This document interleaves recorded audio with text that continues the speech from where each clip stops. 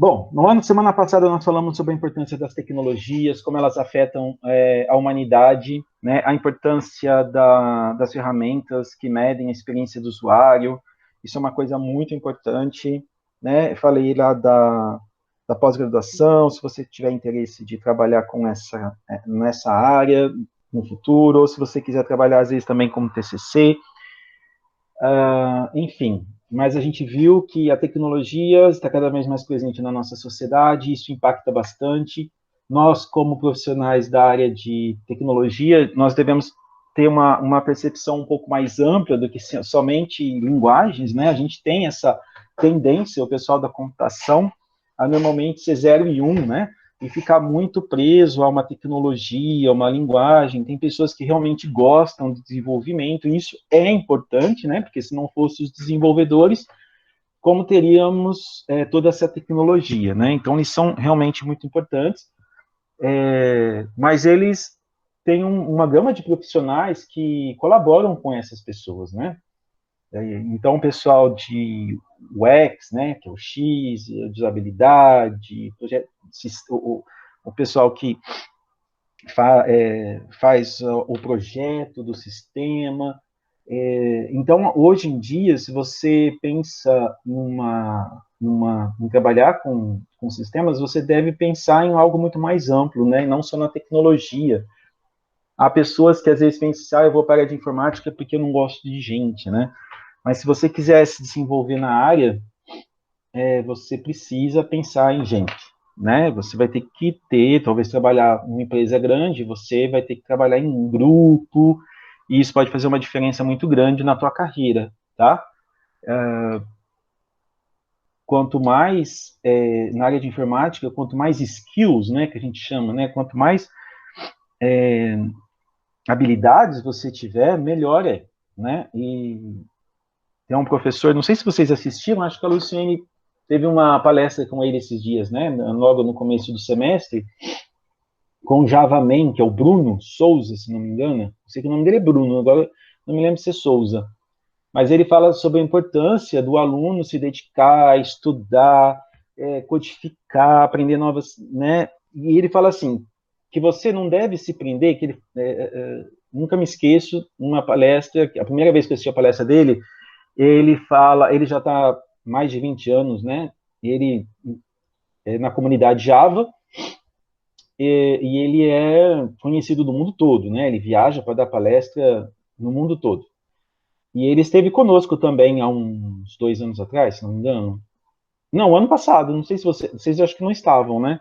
Mas ano passado ele deu uma palestra para nós, ele estava no Japão, inclusive ele tinha acabado de chegar no Japão, mas ele honrou o compromisso, ele fez uma live, né? Isso aí não era costume ainda, né? A pessoa falar por Skype, né? Mas a gente entrou lá, acho que foi no Skype ou eu não me lembro a ferramenta que nós utilizamos. Mas, enfim, e aí ele fala que o que vocês têm que se preocupar na área de desenvolvimento é solucionar problemas. O que as pessoas precisam é ter seus problemas solucionados. Então, se você vai usar Java, C++, Angular, né, ou um sistema web, enfim, o que a pessoa precisa é ter na mão algo que solucione um problema. E problemas nós temos muitos. E para você solucionar problemas, você tem que estar antenado, né? Dentro de uma determinada área, dentro de um determinado contexto, você tem que estar antenado com as coisas que acontecem, tá? E isso, às vezes, o pessoal da computação não tem muita noção. Então, ele fala que muitos alunos, nas palestras dele, perguntam, olha, o que eu tenho que aprender? Porque tem tanta tecnologia, né? Qual que eu vou aprender agora, nesse momento? Né? E ele fala justamente isso, você não deve se prender à questão da tecnologia, mas aprender a resolver problemas. Tecnologia você vai descobrir depois, né? Desde que funcione, o teu cliente vai ficar satisfeito. É claro que se você estiver trabalhando dentro de uma organização, você tem todo um contexto, né, do que você pode ou não pode trabalhar. Mas se você for, de repente, tentar seguir o seu caminho sozinho, ou tentar montar sua empresa, você tem que pensar nisso, né? Hoje você pode atender pessoas em vários lugares, né? Por meio das ferramentas que permite você estar acessando, né? O próprio computador de uma loja à distância, resolver o problema da loja que você atende à distância, né? Eu tenho um ex-aluno que era do técnico, depois, na época do Centro Paula Souza, depois ele fez sistemas de informação aqui na Unifev, e quando ele terminou, ele me procurou, tinha interesse em fazer mestrado, né? Então ele foi para o mestrado na Unesp. Na época eu estava fazendo meu doutorado ainda. E ele fez o mestrado, né? E fiquei bastante contente, mas ele não seguiu na área acadêmica, ele montou uma empresa junto com alguns colegas, e eles hoje atendem aí vários lugares, né? Eles se especializaram principalmente na área de restaurantes. Hoje essa área está um pouco, infelizmente, deficitária, né? Por conta do Covid, agora voltando ao normal, mas eles foram se especializando, né? Então, isso que eu estou dizendo, a computação, ela te dá a possibilidade de crescer muito. A Luciene também fala isso em alguns momentos, né? Às vezes o aluno que ele, principalmente vocês estão aqui em Votuporanga, o aluno, vocês são jovens, né? E vocês pensam, muitas vezes o aluno pensa em terminar e ficar por aqui. Ótimo, acho que é legal. Votuporanga tem algumas possibilidades, mas a gente já tem algumas empresas que funcionam. Talvez você sendo funcionário aqui, talvez você não vai ter um salário tão promissor quanto se você fosse para Campinas, Ribeirão Preto, né, São Paulo, nos grandes centros, onde normalmente as empresas são maiores e pagam melhor. Mas o que eu quero dizer é que o home office ele vai ficar cada vez mais, a gente estava até conversando isso sobre, né, na última aula, vai ficar vai abrir mais, cada vez mais as possibilidades. E vocês que são da computação, né, que dominam as tecnologias, vocês podem tentar abrir o negócio de vocês e trabalhar com pessoas em diversas partes do mundo. E para trabalhar em diversas partes do mundo, é importante que você tenha o inglês. Então, o Bruno Souza, ele fala que é muito importante duas coisas para o pessoal da área de tecnologia, hoje em dia, né? Principalmente nos dias em que vivemos. Aprender a resolver esses problemas, né? Então, para resolver problemas, você tem que ter noções de várias outras coisas que vocês têm no curso, por exemplo. Então, as disciplinas, às vezes, de gestão, né, de negócios que vocês veem lá, algumas, né, a parte de... você pode achar que isso não é muito importante, mas pode ser decisivo na sua carreira, né? De você saber como conversar com o usuário, de ter a devida atenção, né? A atenção que você vai dar, isso pode fazer com que a pessoa fique com você e atraia outras. Se você for mal educado, tratar a pessoa de forma não muito agradável, isso pode fazer com que você perca cliente, como qualquer lugar, qualquer empresa, né? Você vai estar vendendo um serviço, um produto. Então, tudo isso é importante você, né? A gente vê muitos funcionários, parece que não, pessoal, mas a gente vê muita gente aqui, em Votuporanga principalmente, que contrata pessoas que têm, infelizmente, baixa qualificação, e isso reflete no atendimento. Você pode falar, nossa, professor, mas a pessoa só está ali para atender, né? Como que não consegue ter o domínio, né, da linguagem? Mas não tem. A pessoa, às vezes, não está treinada, ela não tem um bom português, não sabe resolver problemas, né? Então, às vezes o cliente chega ali e traz um problema novo, né, dentro do contexto que a pessoa está, e ela fica perdida, né? Tem que chamar alguém, tem que chamar o gerente. E isso passa uma imagem desagradável sobre a empresa, né? Os funcionários mostram a imagem da empresa. Então, assim, pensem bem, né? Hoje nós temos vários cursos gratuitos na internet, né? Desde o Duolingo, né, que é bem simplesinho, legal, você vai pontuando, mas você tem aulas, videoaulas, muita coisa que dá para você acessar, ou talvez até você investir nisso. Então, se você, assim, já se identificou, não, eu gosto da área de computação, eu quero trabalhar nisso, eu quero ser um desenvolvedor, eu quero ser na área do UX, não importa. Eu vou querer seguir minha carreira na área de mercado, né? Mesmo se você for para academia, o inglês é importante, né? E, e também vai ser importante resolver problemas, né, na academia. Então, nas duas áreas que você for seguir, ou acadêmica, por exemplo, pensando em fazer um mestrado, doutorado, seguir a carreira acadêmica, ou fazer um mestrado e ir para o mercado, como esse meu ex-aluno, né? Ele tem uma qualificação a mais. O fato de você fazer um mestrado, por exemplo, você abre uma nova porta para você, né?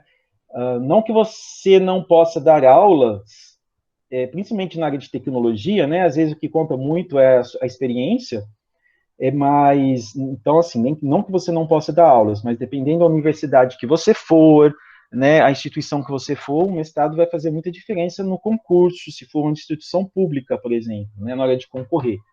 Então, você deixando um mestrado no seu currículo, isso vai mostrar interesse, né, para a pessoa que vai empregar você, se você não for um empreendedor, e também, de repente, você vai para o mercado, mas você pode pegar umas aulas à distância, você pode pegar umas aulas à noite, né, numa universidade, numa faculdade.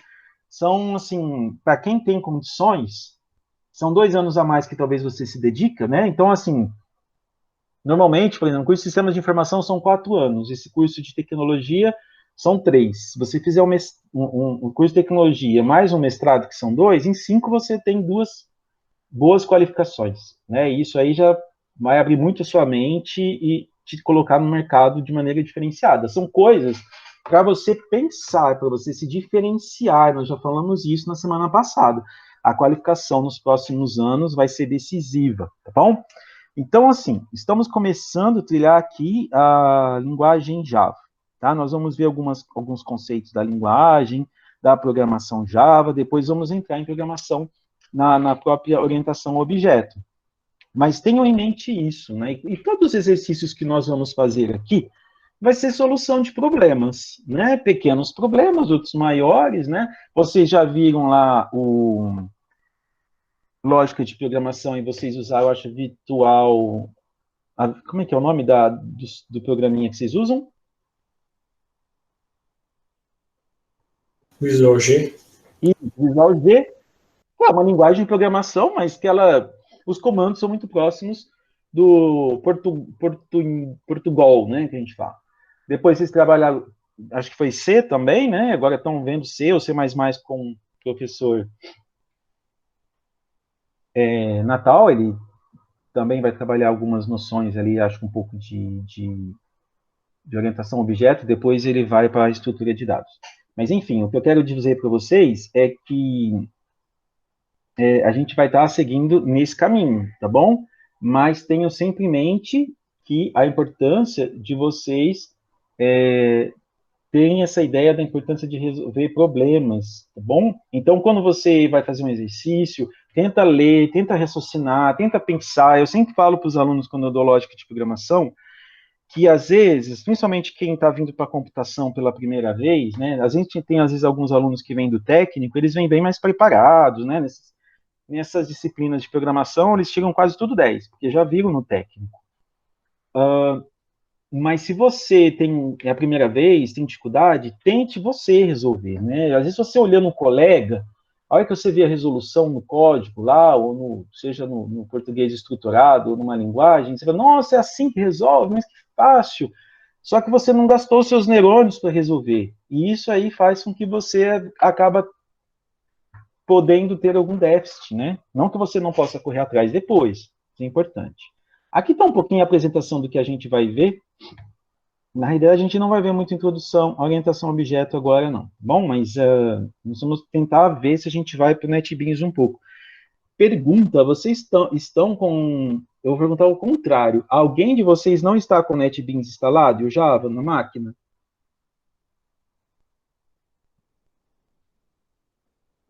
Então, ninguém falou nada, creio que todos estão com o NetBeans, né? Vocês já sabiam que nós íamos utilizar NetBeans nessa disciplina? Ou vocês já utilizaram em algum outro momento? É porque a gente não, eu não sei se eu lembro, eu não lembro se tinha falado que a gente ia trabalhar com NetBeans, né? Eu deduzi pelo técnico mesmo, né, que também usou, mas a gente estava usando com o Natal em, acho que é LP1? Ah, tá. É outro nome, mas a gente usou com C, né? Ah, tá. Vocês usaram C com o NetBeans. isso mesmo. Tá, entendi. Beleza, beleza. Ah, tá, você tá vendo do técnico, né? A Faz Isabela? Pois é, isso. Tá bom, Isabela. Beleza. É que eu tinha esquecido já. Então, a introdução ao Java, né? O Java é uma linguagem de programação capaz de produzir softwares robustos. A gente vai passar aqui bem rapidamente, tá, pessoal? Para diversos tipos de dispositivos e computadores, né? Então, assim, esse slide aqui eu já tenho ele há um pouquinho de tempo, né? Mas computadores de médio e grande porte, celulares e palm tops, né? A base do Android é Java. Então, assim, quando você for programar em Android, se você ver algum curso ou chegar a desenvolver no instituto, quando a gente usa o Android Studio, né, e a gente desenvolve na linguagem básica aí do Android, ele tem muitos comandos que são muito parecidos, né, porque ele é baseado no Java, né, tem alguns comandos que são um pouquinho diferentes, mas os alunos, quando eles fazem a disciplina, depois que eles terminam alguns exercícios e sobra algum tempo, eles já começam a identificar os métodos, então eles começam já a fazer alguns exercícios já lembrando do Java. Então, a linguagem que você aprende aqui, isso pode te trazer também, como é que eu vou dizer assim, habilidades para depois trabalhar com Android, por exemplo, né? Então, mas esses celulares aqui, Palm Tops, eram um tempo antigo, né? Quando aqueles celulares que era de flip, de abrir, por exemplo, né? Que já foram muito caros, né? Eram os, os iPhones da época, né? Ou os tops aí de outras marcas, mas eram aqueles sistemas mais não era touchscreen, né, alguns deles, mas o Java já está como sistema em celulares, em alguns celulares há bastante tempo, né? Cartão inteligente, robôs, né? Ele já nós tivemos no início das TVs smarts, nós tivemos também uma linguagem, o pessoal começou a trabalhar bem com uma linguagem de programação, assim, com base no Java, eu não me lembro o nome agora, mas que tinha o intuito de ser um sistema operacional para a TV. E eu não sei se eles continuaram desenvolvendo nas TVs agora, né? Acho que cada marca tem o seu sistema, eu não sei. Alguns já estão vindo até com Android instalado, então eu não sei como isso mudou muito dessa época, né? Que assim algo no início acho que nós não tínhamos nem smartphones, né? Estava começando, né?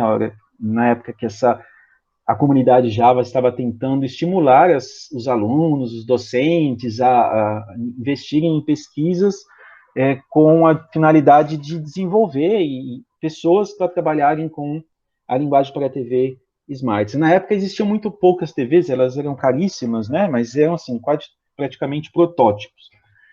Mas enfim, é uma linguagem que está em que pode estar em várias possibilidades. Tá? A gente tem um exemplo dos dispositivos ali.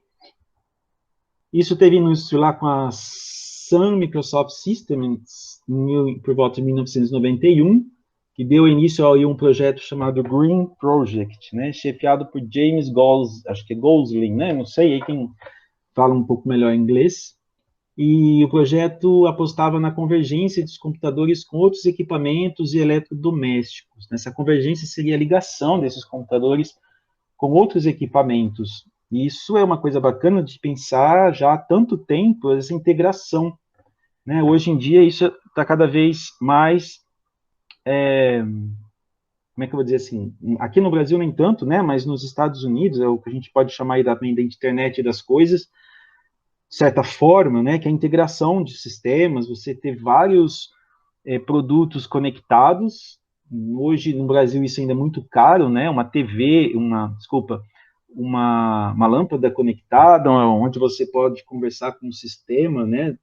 Alexa ou o Google Home, e você dá comandos, mas nos Estados Unidos, né, a gente, de vez em quando eu escuto alguns podcasts de pessoas, principalmente da área de tecnologia que estão lá, a maioria deles já tem o Google Home, né, algum sistema que automatiza a casa. Então ele sai do trabalho, ele já manda ligar o aquecedor, o ar-condicionado, e a pessoa já chega lá na casa com um ambiente agradável, enfim. Né? Isso traz muitas possibilidades, e também você acaba tendo vários sensores integrados, né? E isso aí acaba fazendo uma explosão de dados recuperados em tempo, às vezes, real, né? E isso pode alimentar vários sistemas. Mas, enfim, assim, eles já pensavam nessa convergência, né?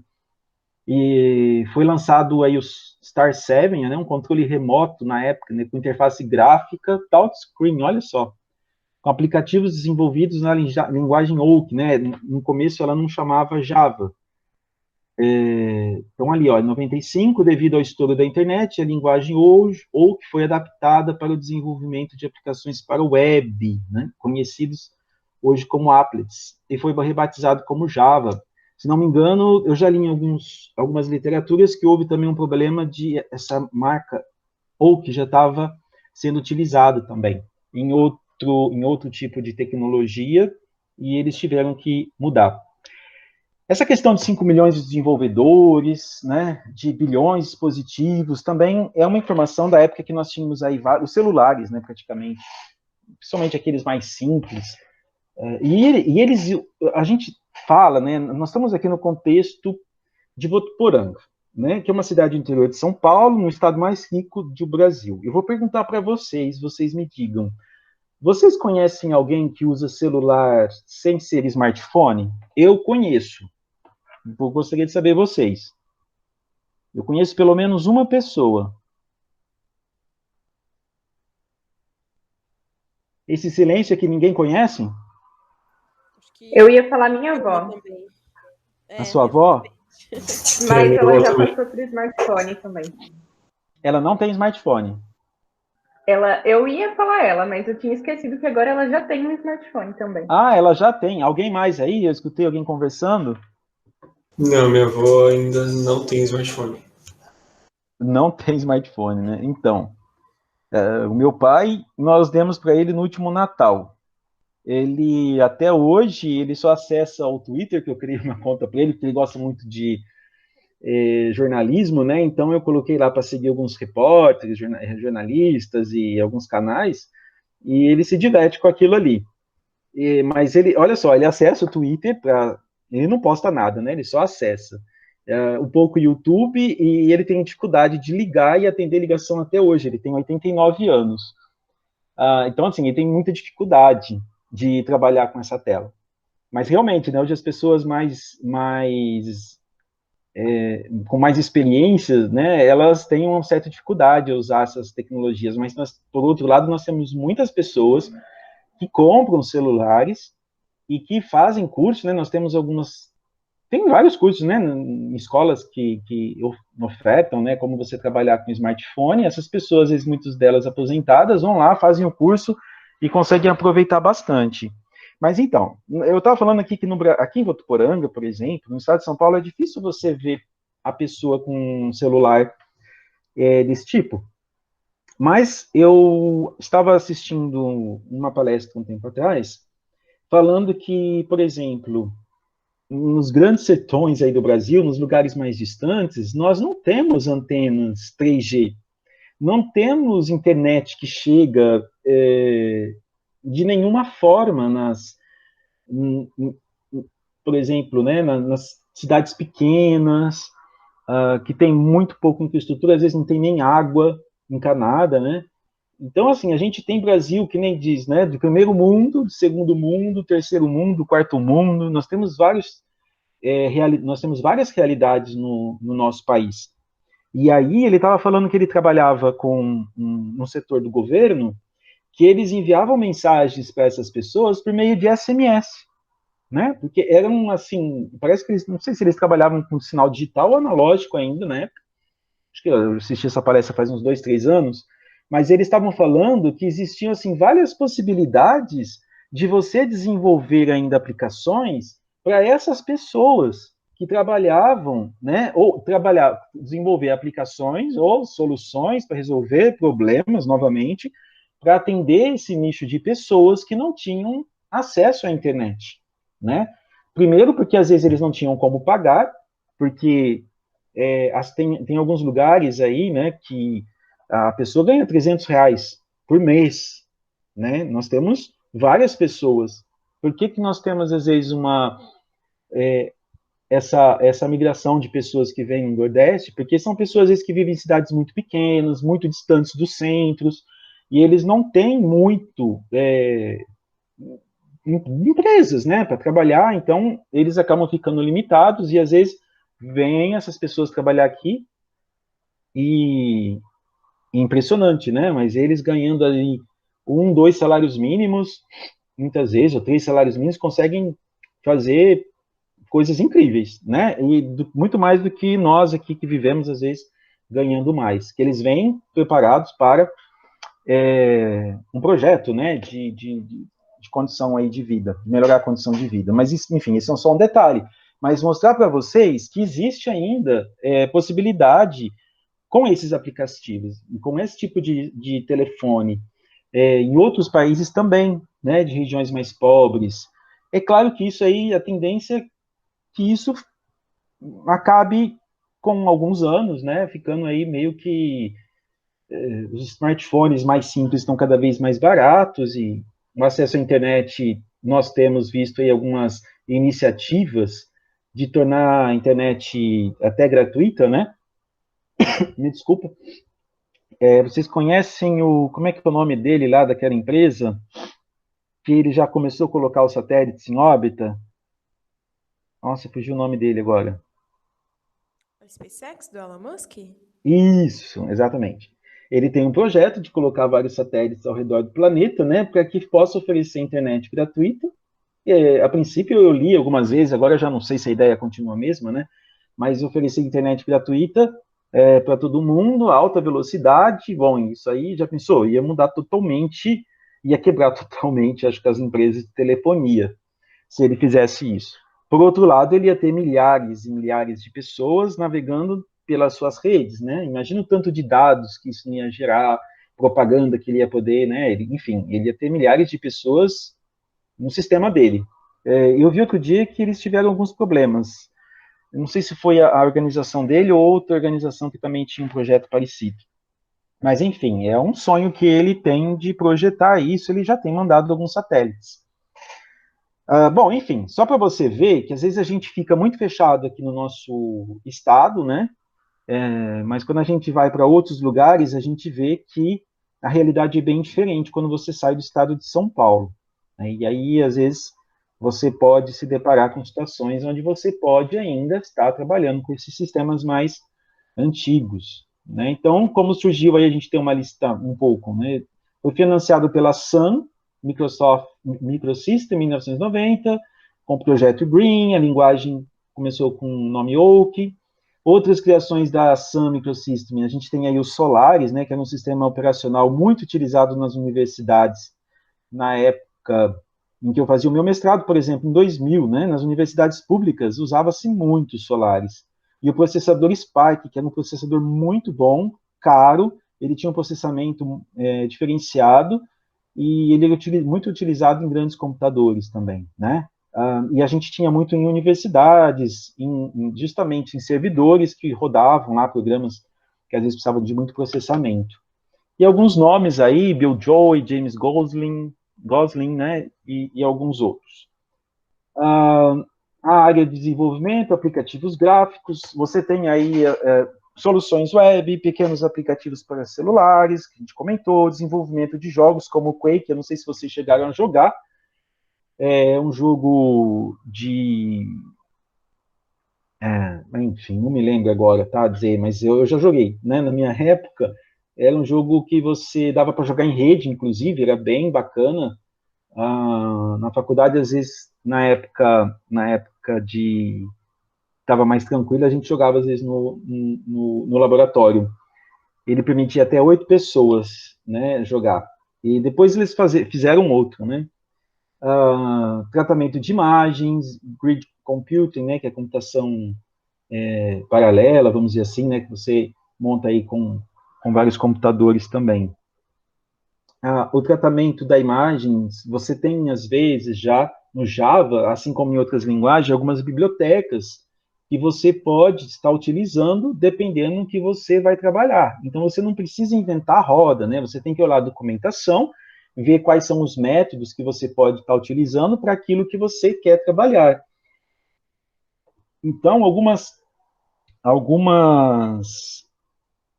dependendo daquilo que você quer estar desenvolvendo, você pode estar estudando e procurar a classe e os métodos que possam ajudar você. Então, se você já tem alguma, né, mesmo na área da matemática, física, você pode estar utilizando essas possibilidades.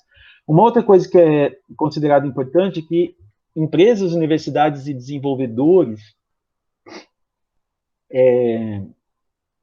se unem aí numa comunidade chamada Java Community Process, e elas ajudam aí a colaborar com as especificações do Java. Então, isso quer dizer que as modificações, elas acontecem de maneira que não abrupta, então pode vir novas features, né, novas características, novos códigos, novos métodos, que a gente vai ver ainda mais para frente, pouco para quem não viu, mas, enfim, novos conjuntos de códigos que podem ajudar você, novos tipos, né, de recursos em programação, mas isso não deixa, pelo menos durante algum tempo, que você não utilize alguns tipos de linguagens que já existiam. Então, isso é uma coisa importante, porque se você se desenvolve numa certa linguagem, como que eu vou dizer? Você se torna uma pessoa, né, uma pessoa bem qualificada. Você, às vezes, investe dinheiro para certificação Java, você tem que fazer curso, você tem que pagar as provas que você faz, e a certificação, quer dizer, é um certificado que você recebe por uma instituição que é reconhecida e que te oferece a possibilidade de fazer essa prova. Então, ela é reconhecida mundialmente, essa certificação. Então, em qualquer lugar que você for trabalhar, se tiver uma certificação legal, são vários níveis, né? Você vai estar provando que você é um cara, né? Um aluno, um desenvolvedor bom em Java. Isso custa dinheiro, né? Então, se essa linguagem mudasse abruptamente, uma tecnologia ficasse em desuso, isso é algo que pode causar bastante problema, até financeiro, né? Você fica fora do mercado, com uma tecnologia que muda de repente de uma hora para outra, que fica em desuso. Então, esse slide quer dizer é que essas especificações, muitas que são públicas, ajuda com que essas modificações também que não acontecem de forma abrupta, né, uma versão que inutiliza totalmente a última versão, por exemplo, muda totalmente, você acaba perdendo tudo aquilo que você fez, né? Então, isso é uma das vantagens de se utilizar Java também, tá? Você, pelo menos até agora, você corre menos o risco de perder tudo que você investiu e as mudanças vão ocorrendo de forma mais gradual e você vai tendo tempo de se aperfeiçoar. Ele é independente de sistema operacional, né? Banco de dados, servidor web, IDEs, nós podemos usar aí o NetBeans, nós temos outros, o Eclipse também, que é muito famoso, e a gente pode utilizar um bloco de notas, né? Se você for muito bom aí no código, você pode fazer tudo no bloco de notas, né? Não é muito produtivo, né? Porque a linguagem Java, se você já trabalhou, você sabe que é uma linguagem que tem os nomes, né, de comandos, vamos dizer assim, de código bem grandes alguns, né? E quando você trabalha no IDE, isso pode ficar um pouco mais tranquilo, né? Porque ele te ajuda a lembrar, ele te dá as opções. Durante as aulas, eu acho, não vou querer que vocês fiquem decorando o código, tá? Eu trabalho assim, o que me interessa é vocês saberem programar utilizando Java, não é decorar. Se você for fazer uma certificação Java, sim, talvez você vai ter que saber os códigos de core ali, né, para você estar tirando a certificação. Mas a nossa disciplina, como a gente aí tem 4, 5 meses para trabalhar, o que eu me preocupo mais é você saber utilizar o código, tá? Porque você decorar não define ou não atesta que você sabe programar, tá bom? Então você pode usar a IDE, você pode usar o recurso de autocompletar, para você utilizar os códigos, tá bom? É uma linguagem moderna, orientada a objeto, preparados para computação em rede, tem um alto índice em negócios críticos, né? É muito utilizado também nas universidades. Teve um tempo que as linguagens aqui no interior de São Paulo era... nossa, fugiu o nome agora da linguagem. Esqueci. Que o pessoal usa muito aqui em Votuporanga para desenvolver. Vocês se lembram? O sistema que eles usavam? Delphi, né? Hoje aí tem... Até mudou o nome, né? Mas o pessoal usava... Até hoje eu acho que eles usam o Delphi, né? Mas o Delphi é uma linguagem proprietária e custa muito caro, né? Para você desenvolver com Delphi. Para você ter a licença. E... Diferente do Java. Tem diversos frameworks para aumentar a produtividade, né? Que, vamos dizer assim, estruturas que já vêm prontas para algumas necessidades que você precisa. Alto índice de adoção em universidades, já falamos. Permite a criação de programas para diferentes tipos de computadores, dispositivos, também já comentamos anteriormente. Essa frase aí, escreva uma vez, rode muitas vezes, ela se baseia na questão de que ela não depende do sistema operacional. Então, eu não preciso desenvolver um programa para Windows e Linux, né?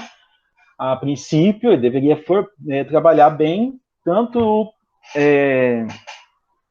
se eu fiz um programa e compilei, gerei lá o executável, vamos dizer assim, do Java, né? Ele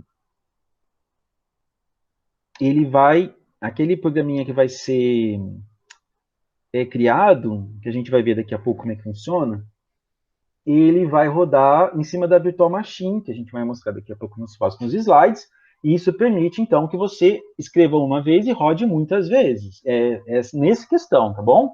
Então, se você tem, às vezes, um sistema um pouco mais complexo e você está querendo chegou num lugar que você está vendendo, você chega lá e tem o Linux, né? Você pode estar instalando normalmente. Você não vai precisar desenvolver um código específico para Linux, bom? Aprenda uma vez, trabalhe por muito tempo, está baseado naquilo que eu falei anteriormente, né? É uma linguagem que tem modificações não abruptas, os códigos antigos, muitas vezes, eles continuam funcionando, às vezes você tem código novo, vamos supor lá, um comando para fazer determinada conta, vamos supor, né? Ele tinha um comando e surge um outro, novo, né? Fazem lá um outro código para fazer a mesma operação. Só que eles mantêm, às vezes, né? Ele aparece lá como ligado, né? Um código, vamos dizer assim, que já não é o oficial utilizado, mas ele ainda funciona, né? Então, de repente, mas ele dá esse tempo em algumas situações para você poder se adaptar a esse novo código que foi criado, né? Então, assim, você aprende uma vez e trabalha por muito tempo, tá? É nesse contexto, tá bom? De você não ter o susto de um ano para o outro você ter a linguagem totalmente modificada e ter que aprender tudo de novo. Certo? Então, essa questão de rodar em vários sistemas está baseado nisso aqui. Você tem um código que você escreve um arquivo .java, né, Java file, né, você tem um código Java que você vai fazer daqui a pouco se der tempo. Aí você tem o compilador que gera os bytecodes, que é um arquivo com .class, tá bom? Esse .class, ele vai ser, entre aspas, né, o executável do Java, né? Ele cria um código, transforma esse seu código Java, .java, que ele é muito próximo do inglês, né, uma linguagem de alto nível, ele vai passar pelo compilador, que é uma linguagem compilada, e ele vai, e depois interpretada, né? E aí ele vai, esses bytecodes, eles vão ser interpretados na JRE, que é Java Runtime Environment, né? Que é ambiente de execução Java. Esse ambiente de execução Java, ele pode ser instalado num sistema operacional Solaris, num Linux e num Windows. Deixa eu pegar aqui a lanterna. Né? Então tá aqui. Estão vendo a lanterna? Acho que sim, né? Então, você tem aqui, olha, esses ambientes, tá bom? Então, eu criei meu ponto Java, converto para bytecodes, e esses bytecodes, eles são interpretados aqui no nosso ambiente. Então, muitas vezes, principalmente as pessoas que não trabalham com programação, mas vai rodar, às vezes, tem que baixar às vezes algum site, algum programa que baixa, por exemplo, né, até do governo federal, que é feito em Java, ele pede para instalar o Java no seu computador, e ele precisa normalmente esse ambiente para rodar, tá? Ter o ambiente para que o código .class possa ser executado. Ok? Vamos aqui. Então, aqui a gente tem, essa imagem aqui é do material da Sun, né? Hoje já não é mais a Sun, né? Hoje quem detém o Java vocês lembram? É Oracle, né? Isso, Oracle. Tava com uma pequena dúvida aqui, mas agora nem deu um branco. A Oracle comprou o Java, então assim, eles ficaram, quando a Oracle comprou o Java também, a comunidade ficou muito tensa, né? Porque eles ficaram com medo de comprar e tirar de mercado, né? Tem muitas vezes que você tem uma tecnologia que é comprada por uma empresa maior para tirar de mercado, né?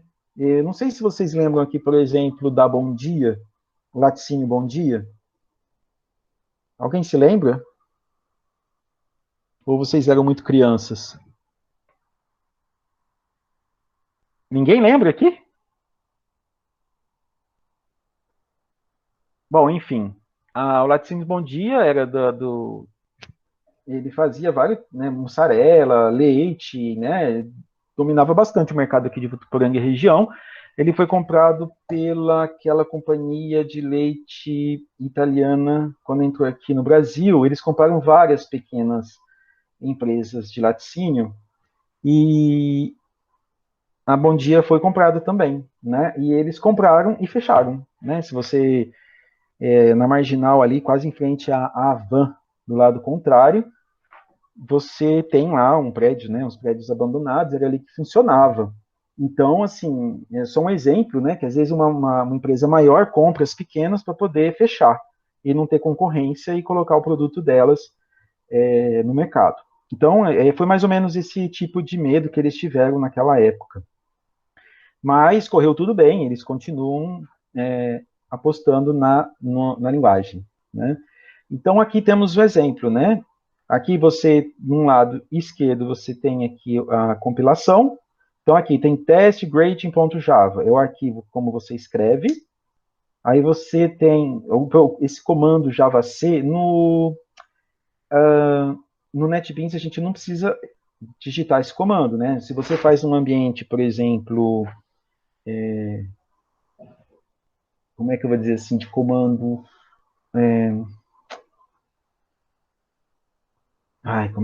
Fugiu o nome agora. Quando você tem aquele ambiente tipo DOS, né? Esqueci como é que a gente chama. Deixa eu ver se eu consigo ver aqui. Se aparece. Shell, né? A Shell, por exemplo, onde você digita vários comandos, né? Para acessar e... Vocês estão vendo? Eu cancelei. Tô ouvindo, professor, só não entendi ainda. O Shell, por exemplo, sabe aquele ambiente... No Linux a gente chama Shell, né? Quando você entra... Deixa eu ver se eu acho aqui, eu mostro para vocês. O senhor fala do CMD? Isso, MD. Ah, tá. Tá? Você entra lá, então você cria os arquivos, né? TXT não, .java. Então você pode, que não falei, você pode usar qualquer editor de texto para estar trabalhando e você vai depois na pasta. Você tem que estar com as variáveis de ambiente setadas corretamente, né? Mas quando você normalmente instala o NetBeans, ele já faz isso tudo automaticamente. Mas aí, estando com essas variáveis de ambiente todas setadas normalmente no sistema, você vai em uma das pastas do seu sistema, utiliza o javac, né? Java C, o nome do arquivo, por exemplo, vamos voltar aqui, onde nós estávamos. Aqui, né? Pessoal, se vocês tiverem dúvida, vocês me chamam, tá? Então, nós estamos aqui, olha, apontador. Né? Se eu usasse, por exemplo, Java C, testGrating.java, ele ia gerar o .class, certo? Ele ia entender que esse Java C é um programa para fazer a compilação. No NetBeans, a gente tem lá os botões, né? Ou um atalho para você fazer isso. Não tem que, na realidade, digitar esse comando. É isso que eu quero dizer para vocês, tá bom? Então, esse Java C faz referência no ambiente de texto que você tivesse lá com o CMD, tá bom? Olha que ele termina, então ele vai, isso aqui, ó, Runtime Environments, né? O que você tem nesse ambiente de leitura? Então, você tem a classe de leitura, você tem o verificador dos bytecodes, que ele vai ver se eles estão tudo ok, e vai ter o interpretador, então uma linguagem interpretada, né? E depois você vai ter a execução, certo? Em cima. Então, isso tudo está em cima do hardware, né? Dentro do sistema operacional. Então, esse ambiente, ele está adaptado, é claro, né? Você vai baixar a runtime para Linux, ou para Windows, ou para outro sistema. Então, tudo isso acontece na runtime específica, né, a JRE específica para o sistema operacional. Por isso que ele fica independente do sistema operacional, porque ele roda, é como se ele tivesse uma máquina virtual, tá, pessoal? A gente pode dizer, talvez, entre aspas, você tem uma máquina virtual ali, em cima do seu sistema, que opera só com os códigos, os bytecodes ali do Java. Então, ele pega, transforma e executa, né, faz a leitura, interpreta e executa. Deu para entender? Se ninguém respondeu, quer dizer que ficou ok, tá? Vou entender que vocês entenderam. Vamos lá.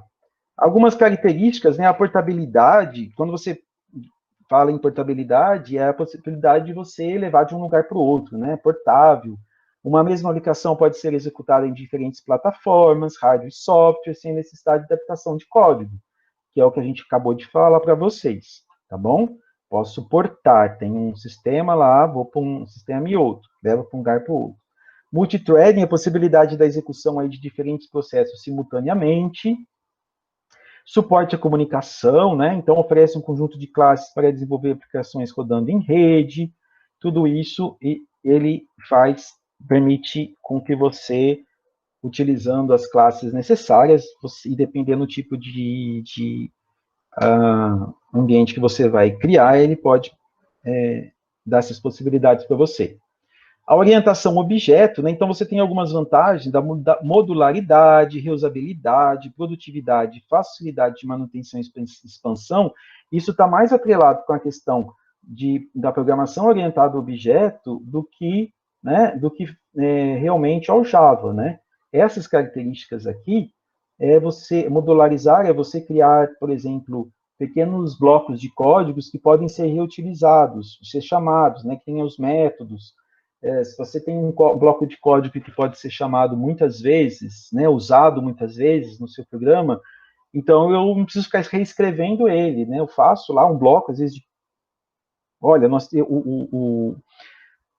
eu participei de uma palestra ele era americano, e ele ele faz palestras, né, dá aulas, e ele faz parte da comunidade Java também, e ele dá consultoria. E ele falou assim que o método, que é um bloco de código, né, que ele viu maior na vida dele, tinha 60 mil linhas. Olha só, um método de um sistema, eu não lembro se era na Índia, tinha 60 mil linhas, né? Então ele pediu para que as pessoas pudessem estudar aquele código, porque imagina como que você vai, um método, né? Imagina que você acabou de entrar na empresa, você vai estudar aquele método, né? Nunca viu na vida, você tem que estudar 60 mil linhas para entender o que é que aquele método faz. É muita coisa. Então ele sempre falava assim, ó, quebre sempre o seu código. Quanto mais blocos, mais modularidade você criar, melhor, mais legível vai ficar o seu código e mais fácil para as pessoas entenderem. principalmente se você trabalha dentro de uma organização que tem vários colaboradores, tá bom? E aí ele falou que ele deu lá, né, orientou o pessoal a reescrever, e depois que disse que acho que 1 ano ele voltou naquele lugar, e eles tinham conseguido diminuir para 30 mil linhas. Olha só, 1 ano estudando, né, o pessoal trabalhando em cima daquele código, tinham conseguido reduzir pela metade, ainda estava muito grande, com 30 mil linhas. Então, assim, são coisas que se tornam depois muito difíceis se você mudar, né? O programador que fez morreu, por exemplo, né? Eu preciso dar manutenção naquele código. Poxa, você vai ter que entender tudo que aquela pessoa fez, né?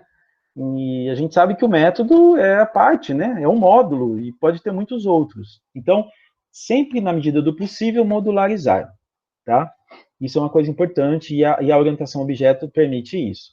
A reusabilidade, né? Que também está dentro dessa possibilidade, produtividade, né? Com isso você consegue ter maior produtividade também, né? Deixando o código muito bem documentado para que outras pessoas possam estar acompanhando, e facilidade de manutenção e expansão, tá bom? E aí é uma técnica, né? Orientação objeto, né? Que modela componentes de softwares em termos de objetos do mundo real, beleza? E aí nós temos alguns ambientes de desenvolvimento, né, que é o Java Standard Edition, né, que seu uso é voltado para PC e servidores, contém todo o ambiente necessário para a criação e execução de aplicações desktop web, de pequeno e médio porte, né? Pode-se dizer que é uma plataforma principal, já que o JEE e JME tem sua base, né? O JME, hoje a gente quase nem usa, né? É o que era necessário para você programar para celulares, por exemplo, tá? Micro Edition, bom? Então, era um Java específico para trabalhar com pequenas aplicações para celulares, por exemplo, enfim, dispositivos pequenos. O Java Enterprise Edition, voltado para desenvolvimento de softwares corporativos, baseados em componentes que são executados em um servidor de aplicação. E aqui está o Micro Edition, que eu falei agora há pouco, tá bom? E o Java Runtime Environment, né, que é aquele ambiente que nós já comentamos, tá bom? Que é um ambiente para, vamos dizer, entre aspas, assim, a execução dos seus programas. Sem esse ambiente, você não vai conseguir rodar, né, não vai conseguir ler os programas, o arquivo .class, beleza? E as APIs também, né, que são aplicações, né, de Application Program Interface, significa a interface de programação de aplicativos, né, são bibliotecas, uma série delas, com funções e procedimentos públicos, né, que você pode estar utilizando, de repente já tem lá as APIs prontas para algumas funções que você quer estar utilizando, você tem que estudar como que você usa e usar no seu código, tá bom? Então você não precisa reinventar a roda. E o Java Virtual Machine, né, essa significa máquina virtual Java, software que emula CPU e memória para a execução dos programas Java, tá bom? Então, Java Virtual Machine seria, assim, a gente pode dizer como se fosse a máquina virtual, né, que tem ali o ambiente para rodar os programas, né, a Java JRE. E o JDK é o ambiente de desenvolvimento, tá bom? Então, se a gente vai desenvolver, a gente precisa baixar esse arquivo aqui, que é o JDK. Né? Normalmente o JDK ele já vem com tudo instalado, tá bom? Assim, pelo menos o ambiente o JRE, para que você possa estar programando e rodando, certo? Então, é o seu Java Development Kit ou Software Development Kit, JDK ou SDK. Bom? Alguma dúvida, pessoal? Então, esse ambiente é o que a gente vai, né? Tem muita gente que às vezes baixa o NetBeans e baixa a versão de execução só, né? E aí você não consegue desenvolver. Pede para você baixar a JDK. Aqui nós temos um pouco das várias possibilidades que nós temos de trabalhar, né, as APIs, os usos de interfaces, as bibliotecas, né, a JDBC, que a gente trabalha com banco de dados, e aí isso está tudo documentado na internet, você consegue. Hoje, com a internet que as pessoas têm, hoje você não precisa nem baixar mais, né, dá para você entrar lá e fazer a pesquisa e tentar entender alguns códigos que às vezes você está usando e não sabe exatamente como funciona. De novo aqui, escreva uma vez e execute em qualquer lugar. Vai lá de novo, código-fonte Java, só lembrando, bytecodes, e a partir dele ele vai rodar sobre a Java Virtual Machine, né, que contém lá o ambiente de execução, certo? Então, ele está sobre o Solaris, está sobre o Windows, né, está sobre o macOS, e permite que esse ponto .class seja executado o mesmo nos diversos sistemas. Tá bom? Algumas coisas, né? Isso aí já bem. Acho que talvez o pessoal não tenha muito mais essa dúvida, né? Mas antigamente o pessoal às vezes achava que era uma extensão do HTML, né? Mas isso aí hoje acho que nem se pensa mais. É falso, né? A linguagem Java é uma linguagem completa derivada do Smalltalk e do C++. O JavaScript é uma versão light do Java, né? Pensava-se, né? Por conta do Java, mas isso aí não tem nada a ver. Isso que é o Netscape, né? Isso faz muito tempo, né? Aproveitou a onda do marketing e batizou a tecnologia que chamava LiveScript para JavaScript. É interpretado, é muito lento, né? Hoje nós temos máquinas extremamente robustas, né, pessoal? Isso aí, quando eles pensavam, a gente tinha ainda processadores bem mais lentos. Então, hoje em dia, com o alto processamento que nós temos, a gente consegue executar com uma forma bem mais rápida as aplicações em Java. Por conta que aqui eles reclamam, olha, é interpretado, né? Então, isso acaba sendo mais lento, mas, enfim, ele diz que, mesmo naquela época, isso já não era tão verdade. É difícil programar em Java. Realmente, o Java ele tem alguns comandos que são bem estranhos, né? São alguns comandos muito grandes, né? Mas a hora que você começa a entender, ele tem muitas...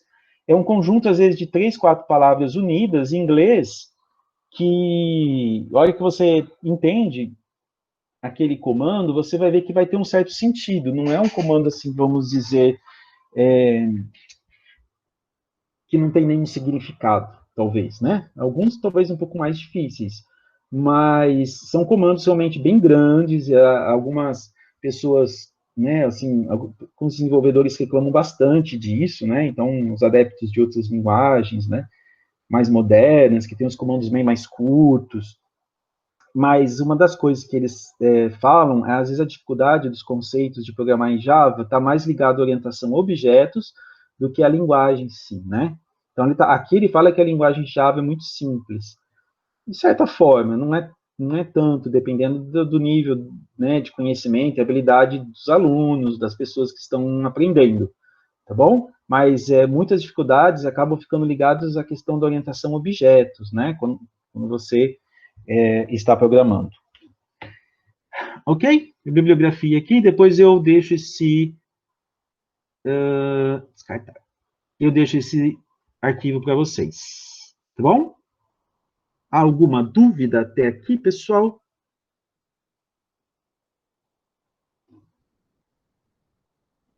Nenhuma? Não. Então tá. Deixa eu ver aqui, alguém escreveu alguma coisa. Igor, acho que não. Tá, então esse é mais um histórico, né, para a gente tentar entender. E agora, vou interromper esse compartilhamento e nós vamos para um outro slide. Certo?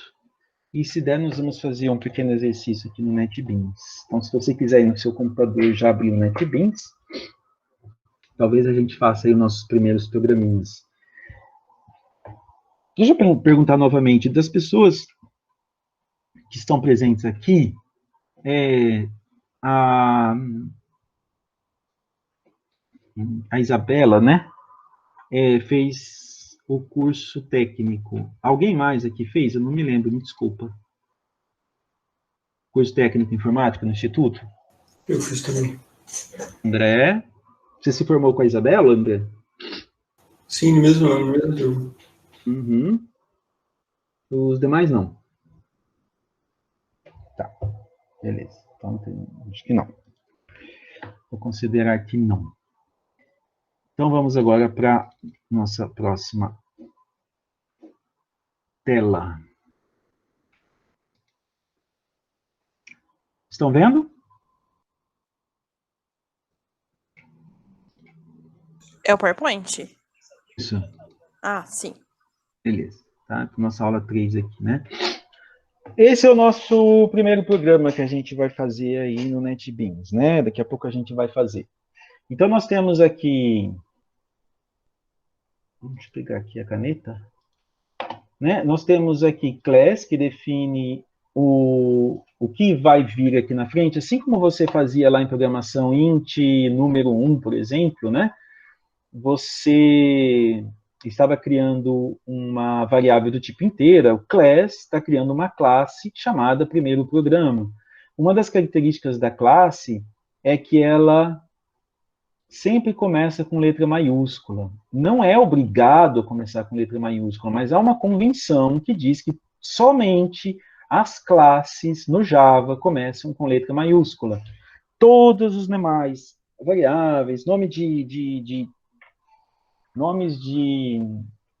métodos, né, por exemplo, eles começam com letra minúscula. Então, se você está vendo que está começando com letra maiúscula, você já sabe que isso é o nome de uma classe, né?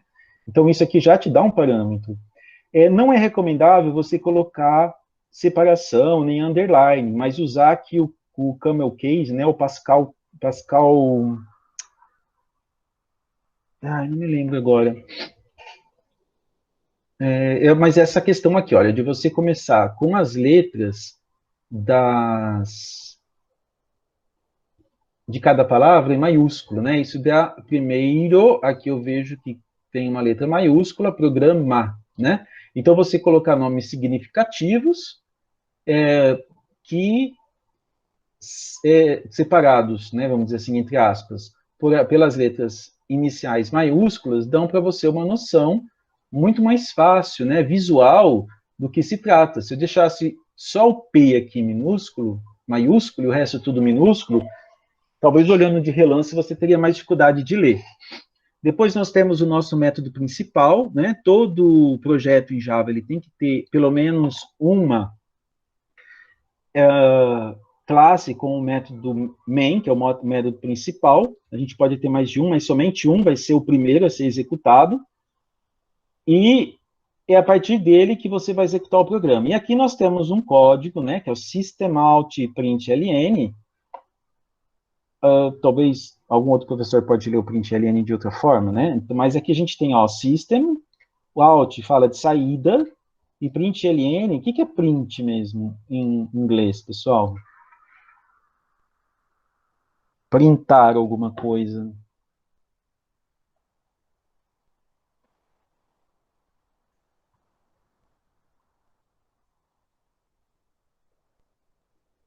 Ninguém vai falar?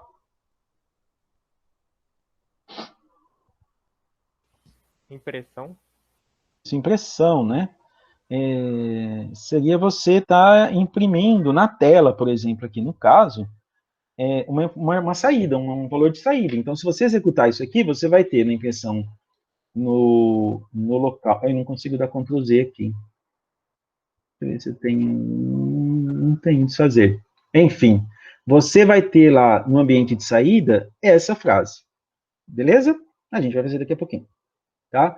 Então, o Java Case Sensitive. Quem pode me dizer o que é Case Sensitive?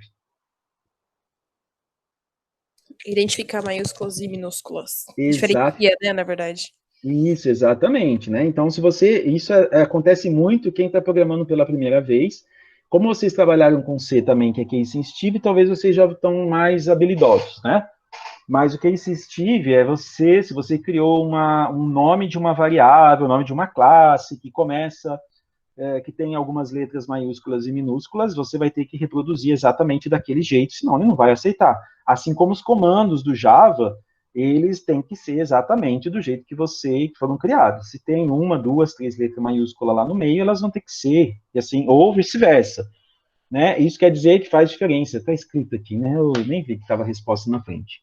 A primeira letra de uma classe deve sempre ser colocada em maiúsculo, nós avisamos já. Ah, professor, se eu colocar em minúsculo vai dar erro? Não vai dar erro, mas é uma convenção, tá bom? Então você usa maiúsculo para você ficar dentro daquilo que foi convencionado, para que o teu código fique bacana de ser lido para qualquer um. Se houver mais de uma palavra, não faça separação, mas inicie cada palavra com letra maiúscula, né? Então aqui, olha, cliente, pagamento, fatura, animal, mostra dados, né? Então, aqui está bem especificado aquilo que nós já havíamos dito. Assim como todas as linguagens, o Java trabalha intensamente com dados, né? Ao programar, nós definimos os nomes das variáveis que queremos utilizar. Então, o Java é uma linguagem fortemente tipada, né? E o que isso quer dizer? É que somos obrigados a definir o tipo de cada variável. Acho que isso não acontece muito no PHP, né? Vocês já estão trabalhando com PHP? Ou já trabalharam? Parece que no PHP você não precisa definir a variável, não é? A Você gente já pode tá colocar qualquer... trabalhando. Exatamente. Mais ou menos assim mesmo. Isso, né? Você coloca qualquer tipo de dado lá, depois ele reconhece, né? Sim, Ou sim. numérico, ou string, né? No Java, não. Você tem que definir o que você quer. É inteiro, é real, é string, booleano, né? Então, você tem vários tipos. Tá legal?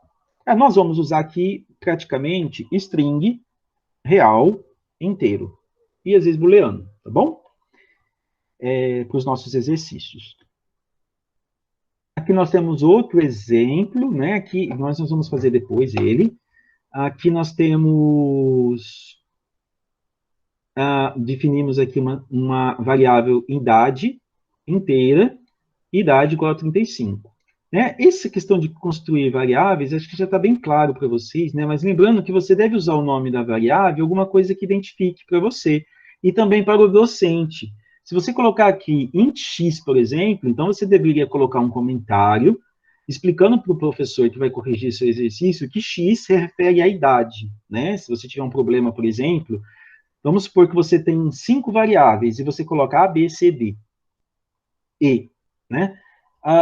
Para mim, que eu vou corrigir o seu exercício, pode ser que isso fique complicado, né? Eu vou ter que ver, lembrar do enunciado, ver que tipo de variáveis e supor que cada uma delas se refere a tal coisa. Se todas elas forem string, por exemplo, isso vai ficar difícil para quem lê o seu código conseguir entender o que é cada uma delas. Então, se você fizer dessa maneira, que não é recomendável, você deveria ter, então, um comentário. A gente recomenda até que quase todas as linhas fiquem comentadas, mas, enfim, se você fizer uma variável que não denota nada daquilo que está no seu problema, então você tem que falar o que é. Agora, se já for uma variável que já mostra que tem idade, está claro, né? Aqui, o que esse exercício está fazendo?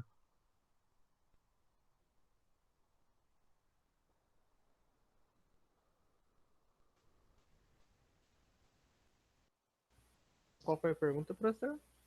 Aqui, o que esse exercício está fazendo? Qual que vai ser a saída? Ah, tá. Ele tá pegando os dias que a pessoa viveu ou precisamente a idade que ela já tem? Então, Os dias, né? então, ele vai ter a entrada ali, né? Já digitado num sistema de 35 anos. O que ele faz com isso? Ele pega- multiplica para entregar em dias, né? Isso, exatamente, né? A gente vai fazer depois ali, tá bom? Então, aqui você tem uma operação dedicada para 365, ele está transformando a sua idade de anos para dias, né? De forma, assim, aproximada. E aqui nós temos alguns dados que nós chamamos de primitivos, né? Então, eles começam com letra minúscula, e eles são os booleanos, que pode ser true ou false, né? Que é o 0 ou 1, né? O verdadeiro ou falso. O byte, que vai de menos 128 a 127, então ele é bem reduzido, veja bem, você só pode ir até esses valores. O short, né? Que é o curto, que vai um pouquinho mais, né? Tem um pouquinho mais ali de possibilidades. O inteiro, veja bem que ele também não é muito grande, né? Não te dá muitas, dependendo do tamanho do seu problema, você pode ficar limitado. O long já vai um pouco bem, né? Já vai de menos esse valor aqui enorme até esse valor aqui enorme, né? Que é bem grande. O char, que é de 0 a, né, 65.335, float, que também é elevado a menos 46, e depois esse número elevado a mais 38. Isso dá um número bem grande. E aqui esse número 4 ponto alguma coisa elevado a menos 364 é muito. É ele vezes ele mesmo 324 vezes, o double, né? E o 1,79 elevado a 308. Então, é ele vezes 300, a ele mesmo 308 vezes. Então, isso te dá muitas possibilidades e uma precisão muito maior. Quais são os que nós costumamos usar, então, dos primitivos, pessoal? A gente usa o lógico em algumas situações, o int, porque os nossos problemas não exigem assim, números tão grandes, nos problemas nossos, e a gente usa o double, tá? Você pode usar o float também, não ia ter problema, tá bom? Para os problemas que a gente exige. Então, é claro que aqui, às vezes, você está trabalhando com uma simulação, que exige muita precisão, em programas científicos, por exemplo, né? E você tem essas possibilidades de trabalhar com esses valores. O string, então, ele já é uma classe. O string trata dos literais, tá bom? A, B, C, D, E, né? Todo conjunto de caracteres, inclusive 1, 2, 3, 4, 5, mas eles são caracteres. Quando você vai lá no Word, por exemplo, e digita 2 mais 2, ele te dá o resultado? Se eu digitar isso aqui lá no Word, pessoal, 2 mais 2 igual. Ele vai aparecer para mim aqui 4 automaticamente? Não. Não. Não, porque isso para mim é texto, é caractere. Isso aqui não tem valor de cálculo. É apenas digitar, né? Como é que eu vou dizer? Caracteres. É isso mesmo que a gente tinha falado, né? Então, ele entende o 2 como um caractere, esse 2 como um caractere aqui também. Ah, professor, mas eu quero fazer um cálculo. Bom, então você tem que converter esses valores no Java para inteiro, ou double, ou float, para que ele possa, então, entender esse caractere, né? Caractere para fazer o cálculo. Tá certo? Então, armazena uma sequência de caracteres. Tá bom? O tipo de classe, identifica o tipo de classe, o pacote onde a classe está. Eu não vou me prender agora aqui, a gente vai ver isso aqui mais para frente, tá bom? Tipo de interface, a gente vai ver mais para frente. Tipo de variável, né? Se é classe, interface, método, construtor. E array, né? Que são as nossas matrizes e vetores. Então, o string não é um tipo de dado primitivo, ele foi criado, tá bom? O string é uma classe que foi criada, tanto é que quando você digita assim, ó, string, vamos colocar lá, string nome, certo? Terminou. Aí você escreve lá nome, ponto. A hora que você coloca ponto, vai aparecer um conjunto aqui de vários métodos, porque faz parte, ele entende o nome como um objeto da classe string. Então, todos os objetos da classe string vai ter o mesmo conjunto de códigos ali, né? Os métodos, que a gente vai entender um pouquinho mais depois. Não se preocupe se você não entende isso, a gente vai estar vendo, tá, pessoal? A gente vai aos poucos, você vai entender, a gente vai vendo um pouquinho aqui, depois vai ampliando, abrindo foco aí para você entender mais. Se a gente começa com essas partes mais avançadas, talvez você fique um pouco mais confundido, tá certo? Então, é a sequência de letras e números e símbolos concatenados. O que que é? Eles estão aqui, ó, juntos, né? E a gente vai ver isso também depois, como a gente concatena, né? Você faz você adiciona dois conjuntos de caracteres, então você faz uma concatenação, então você pega uma frase e outra frase concatena, ele faz duas frases e uma frase só. Então você não está fazendo uma multiplicação, uma soma, você está juntando conjuntos de caracteres. Beleza? Então, nós temos aqui os exemplos, tá bom? Como esses valores não podem ser armazenados em uma variável de primitivo, uma classe foi criada para este objetivo no Java, tá? Então, a gente tem aqui, olha, a gente define como string o nome da variável, tá bom? Aqui, olha, como é que eu sei que é uma classe, pessoal? String. Visualmente, como é que eu sei que string se trata de uma classe? Quem pode responder?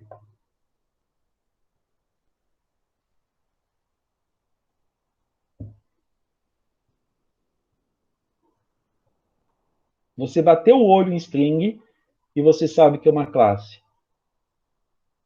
Letra maiúscula? Isso, olha aqui, ó, tá começando com letra maiúscula. Somente classes começam com letra maiúscula.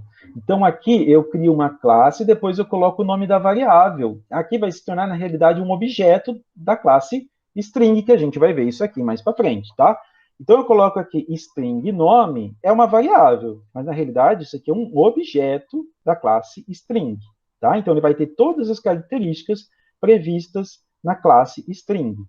Tá bom? Aqui ficou com letra maiúscula porque ele corrigiu, tá? Mas ele deveria estar exatamente como está lá. Se a gente usasse isso aqui, ia dar erro, tá bom? Como ele é case sensitive, esse N maiúsculo ele entende como diferente de nome com letra minúscula, tá bom? Mas foi o software do texto aqui do PowerPoint que corrigiu, tá? Então, eu coloco Karina. Aqui, string cidade, eu posso colocar direto, né? Então, eu posso colocar string nome e posso usar em outro momento nome igual a Karina.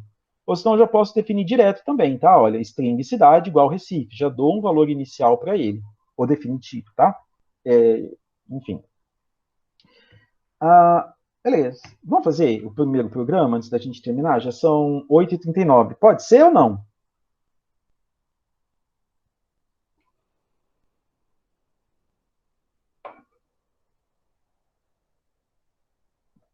Eu não estou ouvindo respostas.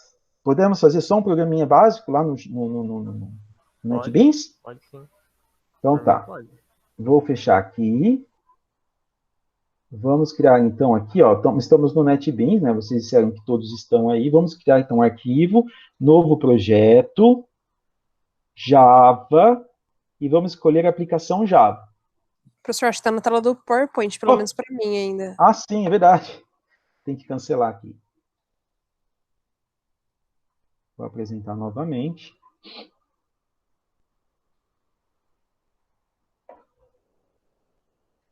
Vendo agora? Sim. Então, vamos lá. Ó. Arquivo, novo projeto. De novo, ó, arquivo, novo projeto. Você vai escolher Java. Aí do lado você tem Java, aplicação Java. E vamos escolher próximo. Você vai dar um nome para esse projeto. Então, a gente vai colocar aqui, ó, aula 5 novembro. Procurem evitar, pessoal, onde você vai guardar os seus arquivos, não criar, por exemplo, às vezes você vai colocar dentro de uma pasta, né? Então, você tem lá, aula PO. Você tem, na pasta, você coloca aula, espaço, PO. Evitem colocar espaço, senão você usa underline. Porque quando vocês me mandarem os projetos de vocês para eu verificar, ele vai dar erros se ele tiver esses espaços, tá bom? Mas se ele tiver tudo sem espaço, ele vai abrir e vai rodar normalmente, tá bom? Então, a gente tem localização do projeto. Então, você vai localizar onde você quer guardar no teu computador, tá? Aqui está NetBeans. Eu vou colocar, na realidade, no meu backup D, em FSP, POO, e vou colocar em aulas. Não, vou colocar aqui, ó, projetos. NetBeans Projects 2020. Tá? Então você pode colocar em qualquer lugar. NetBeans Projects 2020. Então eu vou setar nesse endereço aqui. Pasta do projeto, já está aqui, o nome do projeto vai ficar lá dentro, né? Aqui eu não vou marcar. Não vou marcar também criar classe principal. e clica em finalizar. Ele vai criar aqui para nós, olha, já um conjunto de bibliotecas, né? Um conjunto, a JDK, olha só, para você desenvolver. E o pacote. Você tem aqui os pacotes. Esses pacotes é para você organizar o seu código, é como se fosse pastas. Se você for lá no arquivo desse projeto, cada pacote desses vão ser pastas, tá? Mas aqui a gente chama de pacotes. Então, você pode estar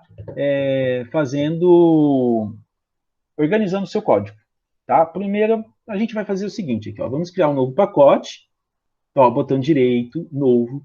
Veja bem, aqui no meu já tem pacote Java. Só que se você não tiver, você vai em outros. E aí você tem aqui, ó, várias opções para você encontrar, tá bom? Então, vou lá, pacote Java, novo. Desculpa. Pacote de código-fonte, novo, pacote Java. E aqui eu vou colocar assim, ó, programa 1. Finalizar. Ele está cinza, né? Porque nós não temos nada ainda nele.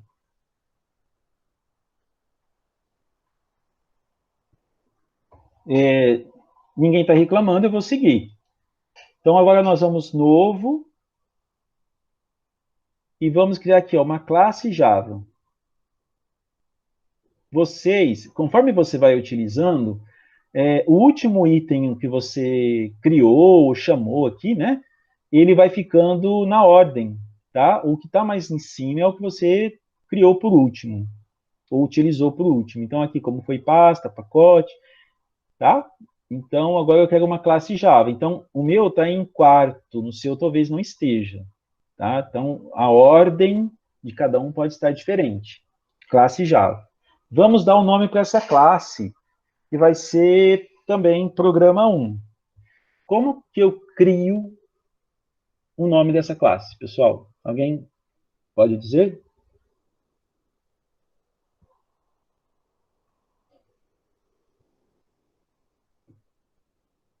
Com a primeira maiúscula? Isso. Então, vamos lá. Programa 1.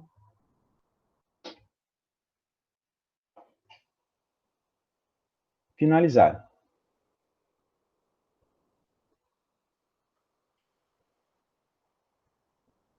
Aqui, olha, para fazer comentários, você pode usar asterisco, asterisco. Não. Deixa eu ver. Não me lembro agora aqui. Deixa eu ver. Barra, barra. Isso. Barra, barra. É para uma linha só. Ou então, barra, asterisco. E barra, asterisco para finalizar. Que nem aqui, olha. Nós temos asterisco, mas nem precisaria disso aqui. Isso aqui é como se fosse... não precisa, tá vendo? Vocês estão conseguindo enxergar? Ver se eu consigo aumentar. Fica melhor assim? Sim. Tá bom. Então tá. Então vamos aqui, ó, apaga tudo isso aqui que está em inglês, eu vou colocar assim, ó. Primeiro programa da disciplina PO. Eu gosto que quando vocês fizerem exercício, vocês coloquem lá em cima o enunciado. Como normalmente a lista de exercício e trabalho, ele vai em PDF, é só você fazer Ctrl+C, Ctrl+V, né? Já coloca lá o número de exercício. Você pode colocar também exercício 1 como ponto Java, e aí você... Enfim, né? Então, se for mais de uma linha, você pode colocar, né? Ponto, barra, asterisco, asterisco, barra. Se eu tirar, olha lá, já deu um erro, ele está esperando. E se eu tirar aqui, vai dar um erro. Por quê? Porque esse aqui não tem um código nenhum. Então, eu posso colocar só barra, barra aqui na frente da linha, e ele entende isso aqui como um comentário. Por que a gente usa comentário mesmo no código, pessoal? Vou apagar esse código aqui. Perguntas?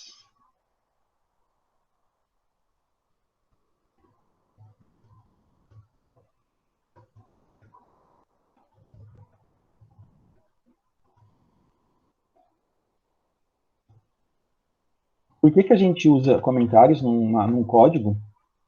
Ninguém vai ousar responder? Para facilitar a compreensão do código? Isso. Para quem que é o comentário? É para a máquina ou é para quem está lendo o código? Para quem tá lendo, né? Exatamente. A máquina ela vai passar por isso e não vai executar nada, né?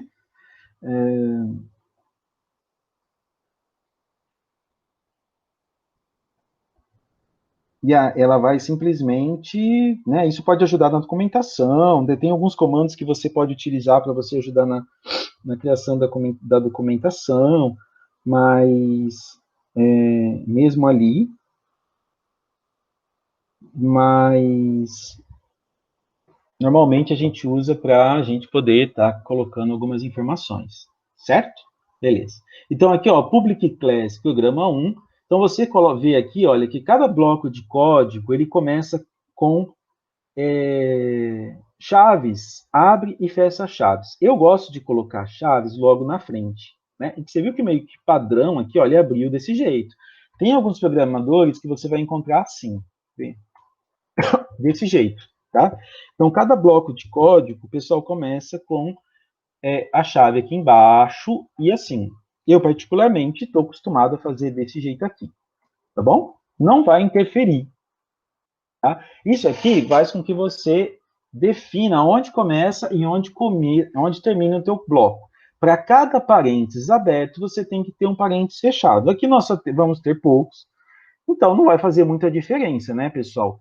Mas se você pegar, por exemplo, um programa que tem vários abre e fecha parênteses, você pode, às vezes, fechar no lugar errado e dar um resultado diferente, tá? Ah, professor, mas eu fechei todos, tá tudo certo, não deu erro. Beleza, mas às vezes você tá bagunçando tudo o seu código, tá? Quando você... Me desculpa.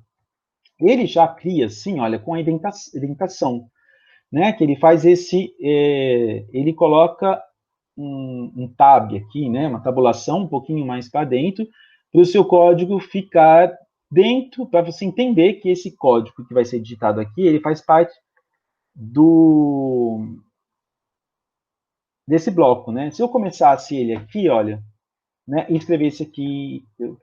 Nossa, deixa eu ver aqui o que eu faço. Outro, né? Isso aqui pode ficar, no final das contas, fica difícil de entender, né? Então eu posso colocar tab e isso vai ficar mais visível para mim, que esse código está dentro dessa Public Class Programa 1, né? Dentro desse bloco aqui. E conforme eu coloco aqui, ó, eu consigo identificar essa chave, qual delas ela está fechando, se eu tiver vários, tá bom? Bom, então vamos lá ao nosso primeiro programa. Eu vou pegar aqui, vocês não vão ver, mas eu vou editar. Aquele primeiro slide que a gente tinha colocado lá, estava assim, ó. A gente tem que colocar a classe, vamos colocar assim, ó, para que o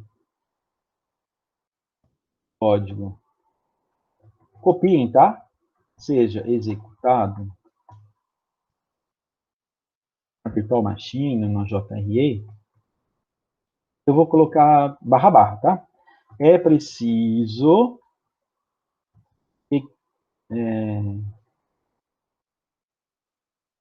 vamos dizer assim, como é que eu vou colocar? É preciso que façamos a criação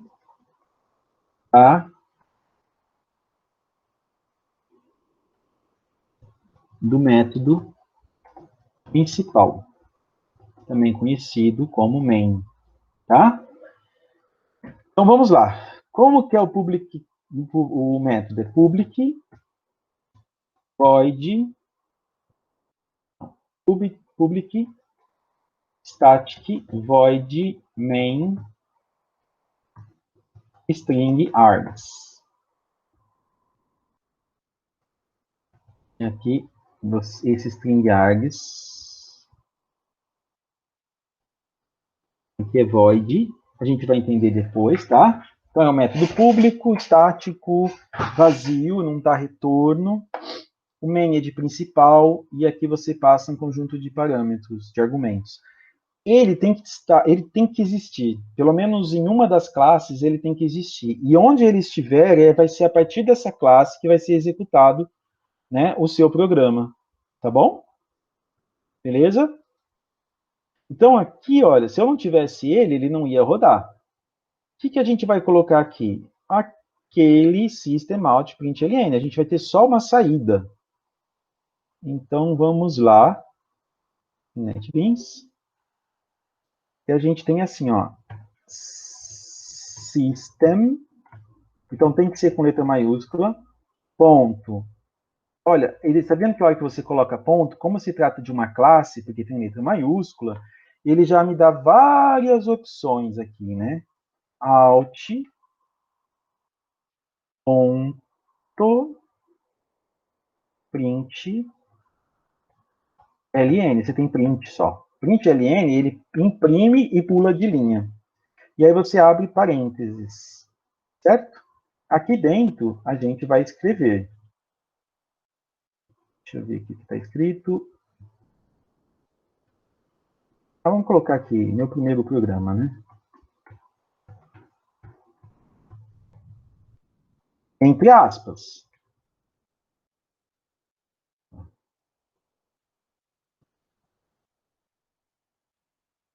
Não pode esquecer. String, né? Então, ele vai imprimir isso aqui como saída. Aqui, o que vai aqui dentro do println é uma string. Uma concatenação de string com mais variáveis. Tá certo? Para executar, nós vamos aqui, ó. Você pode fazer assim, ó. Botão direito em programa 1.java e tem ali, ó, executar arquivo ou Shift F6, Shift mais F6. A hora que você executar, ele vai aparecer para você aqui, ó, meu primeiro programa em Java. É a saída. Então, olha, no sistema,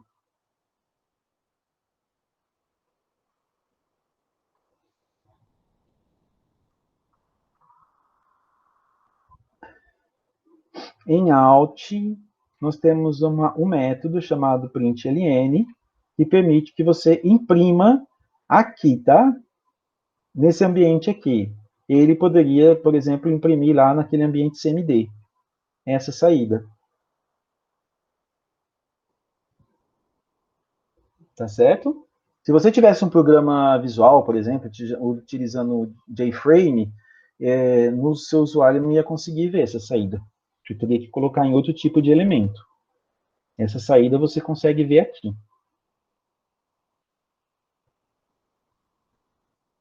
Ou você teria que criar algum tipo de elemento que pudesse estar mostrando.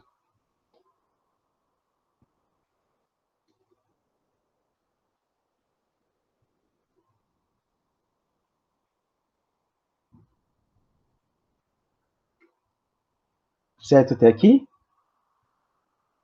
Sim. Tá. Sim. Antes aqui, agora, vamos fazer o seguinte. Vamos criar uma variável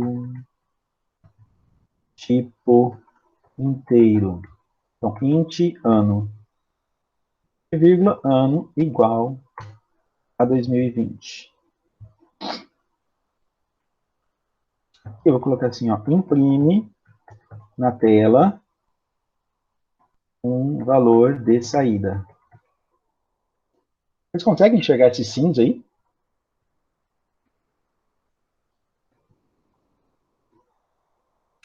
Sim, tá enxergando normal, professor. Então, vamos supor aqui, o que eu quero colocar assim, ó, meu primeiro programa em Java no ano de 2020. Se eu quero deixar ele, por exemplo, dinâmico, o ano hoje é 2020, o ano que vem pode ser 2021 e assim por diante. Então, eu teria que mudar apenas a variável. Então, a gente pode concatenar isso aqui, né? Ó, então, vamos mudar. Meu primeiro programa em Java no ano de... E aqui a gente faz a concatenação. Como que a gente concatena? Um valor de texto mais a variável ano. Tá? O que ele vai fazer se eu executar? E aí eu quero colocar ponto depois do ano. eu vou colocar, então, de novo. Você pode colocar espaço aqui ou não, não vai fazer diferença, mas ponto. Né? Se eu executar arquivo, olha lá, meu primeiro programa em Java, no undo, né? Está errado aqui. Vou botar de novo. Meu primeiro programa em Java no ano de 2020. Tá? Ele concatena, isso que a gente chama de concatenação. Você tem um conjunto de caracteres, eu associo ele, esse mais aqui é um mais de concatenação e não de adição, tá? Ele pega o valor de ano e ele vai, quando você coloca esse valor aqui, ó, esse 2020 aqui que está aparecendo, pessoal, é um valor numérico ou é um caractere? Numérico? Será que eu pegar esse 2020 e eu posso fazer um cálculo do jeito que ele está aí? Depois que ele é impresso na tela?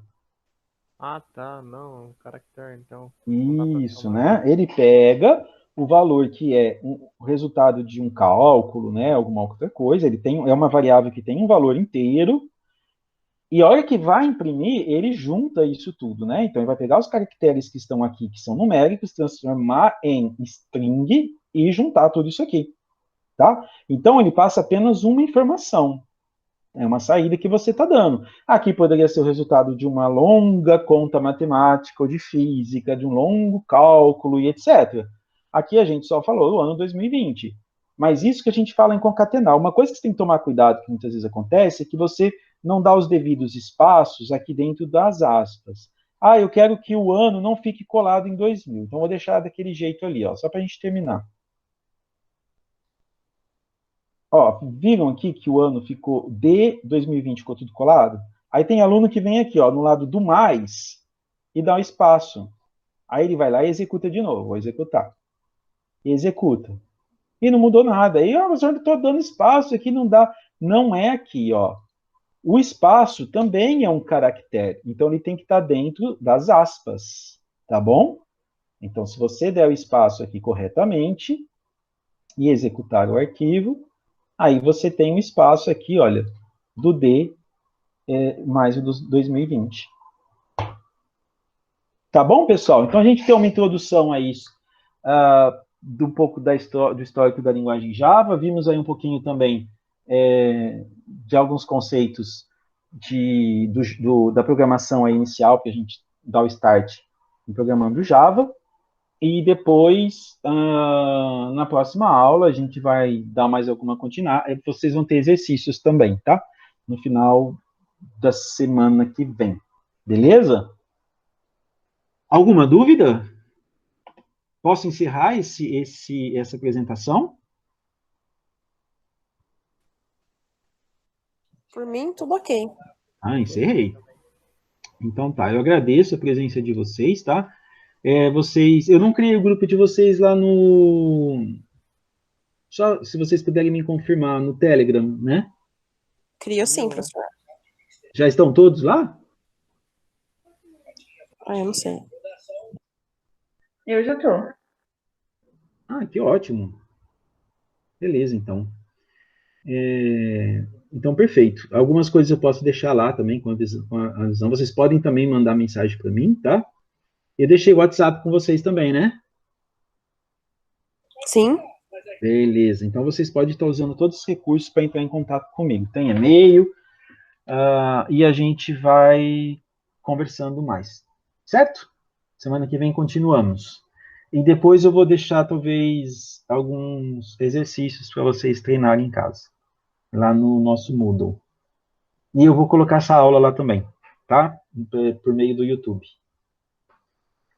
Um abraço a todos, boa noite, e espero que vocês fiquem bem, tá? Boa noite, professor. Obrigada. Tchau. Falou, Boa Boa noite, Tchau, valeu, tchau. professor.